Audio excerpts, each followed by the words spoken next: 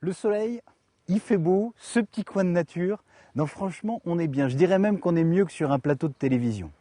Et à propos de plateau de télévision, comme je sais que vous recevez aujourd'hui des chasseurs, eh bien, j'ai décidé d'adapter ma chronique au sujet et de la donner dans ce petit bois, dans cette forêt. La forêt, c'est le lieu de prédilection du chasseur. C'est aussi le lieu de l'histoire que je vais vous raconter. Jeannot. Jeannot, c'est un jeune chasseur, titulaire depuis 2 ans de son permis de chasse. Inutile de vous dire qu'il attend avec impatience l'ouverture de la chasse. Depuis des semaines, il coche les jours sur le calendrier des postes. Et enfin, c'est l'heure de l'ouverture. Il est fin prêt, la panoplie complète du parfait chasseur.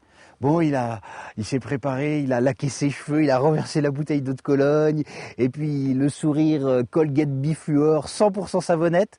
Sa mère trouve qu'il en fait beaucoup pour un jour de chasse. Il sort, il a à peine fait 100 pas que sa mère lui dit « Bah dis donc Jeannot, ton fusil ?» Vous l'avez deviné, en fait Jeannot va pas du tout à la chasse. C'est un prétexte. Jeannot a rendez-vous avec une femme. La plus belle femme qui soit, la belle Madeleine. Il arrive au pied de l'arbre, le lieu de rendez-vous. Il attend, il regarde sa montre, il attend, il regarde sa montre, il attend, il regarde sa montre. Mais Madeleine ne vient pas, Madeleine n'arrive pas. Alors voilà notre Jeannot qui se met à pleurer comme une Madeleine qui vient de lui poser un lapin. Poser un lapin, c'est ça l'expression du jour. Et pourquoi un lapin? Et pourquoi pas une chèvre, une palourde, un kangourou? Est-ce que ça viendrait de chaud comme un lapin ou haut les mains, peau de lapin? Quel est le rapport avec un rendez-vous manqué?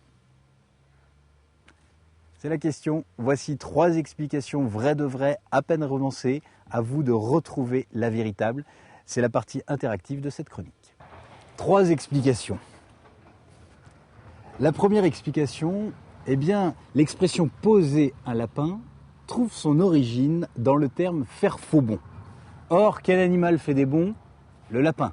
Bon, vous me direz, il y a aussi le kangourou. Mais bon, il faut savoir qu'au 19e siècle, le lapin était synonyme de fraude, de dette et même de passager clandestin. Et sans doute parce que le lapin est difficile à approcher et peut bondir et faire faux bond, eh bien du coup, l'expression est née « faire faux bond, poser un lapin ».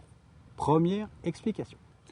Deuxième explication, en fait l'origine du lapin remonte à l'Antiquité. Cet animal était synonyme de fécondité et son absence signifie donc la pauvreté.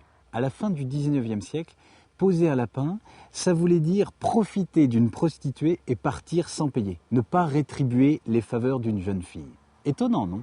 Poser un lapin doit en fait son origine aux pratiques de la chasse et du braconnage. Au XVIIe siècle, poser un lapin, c'était poser un leurre pour attirer et capturer l'animal.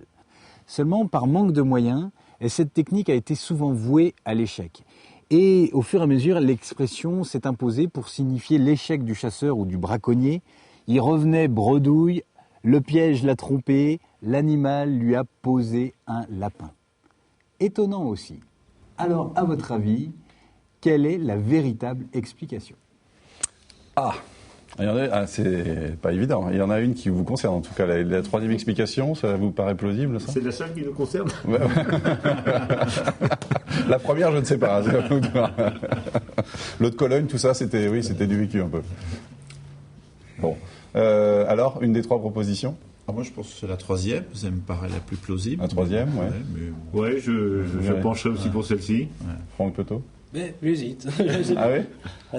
Attirer un autre gibier avec un lapin, un prédateur, oui, mais un autre gibier, peut-être pas. Ah, vous travaillez pour laquelle? En tout cas, poser pour un lapin un jour d'ouverture, j'y crois pas. Voilà, donc...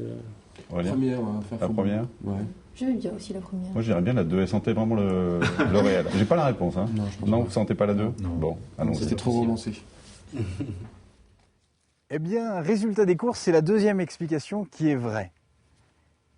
Oui, ça peut paraître surprenant, mais en fait, il s'agit de profiter d'une prostituée, partir sans payer. Voilà l'origine de poser un lapin.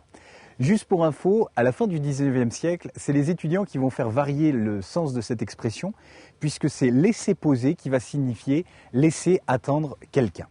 Voilà, et quant à nous, on se retrouve mercredi prochain en direct live sur le plateau, et promis juré, je ne vous poserai pas de lapin.